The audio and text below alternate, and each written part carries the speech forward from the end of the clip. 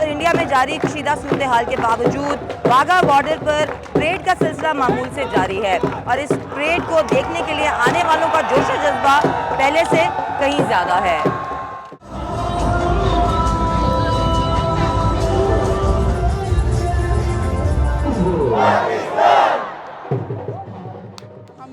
ہر time تیار ہیں۔ آج آپ نے دیکھا جیسے ہماری لڑکیوں نے ماشاءاللہ اتنی اچھی پریڈ کی ہے اور اس جذبے کو ظاہر کر رہی تھی یہ چیز کہ یہ لوگ کبھی بھی پیچھے نہیں ہٹیں گی۔ موسٹلی یہ ہمیں جی تھریڈ ملتا ہے، آج خطرہ ہے، یہ چیزیں اب ہمیں کچھ بھی اس سے کوئی فرق نہیں پڑتا۔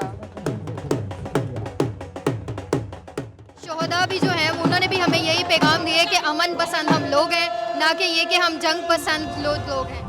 I don't understand why you have some problems, Pakistan and Indian persons, because I'm sure that Pakistan, Indian and any world don't want war. So we hope that we'll be going everything okay and peace and love. I've been loving the country and its people. I also visited India last year and I really loved it. I really believe both countries will find their way to find peace.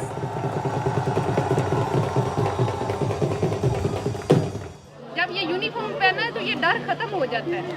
یہ uniform کے نا جوش ہی اتنا ہوتا ہے، اسے پہننے سے انسان میں نا ایک الگ سا جوش آ جاتا ہے اور جذبہ آ جاتا ہے۔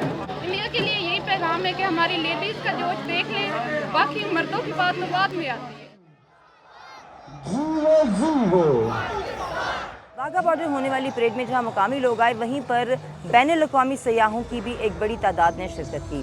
ان سیاحوں کا یہ کہنا ہے کہ انہیں امید ہے کہ جلد دونوں ممالک میں امن کا پرچار ہوگا۔ میں ہوں واگا بارڈر سے آپ کے ساتھ فاطمہ علی، اور مزید خبریں اور اپڈیٹس جاننے کے لیے آپ دیکھتے رہیے انڈیپینڈنٹ اردو۔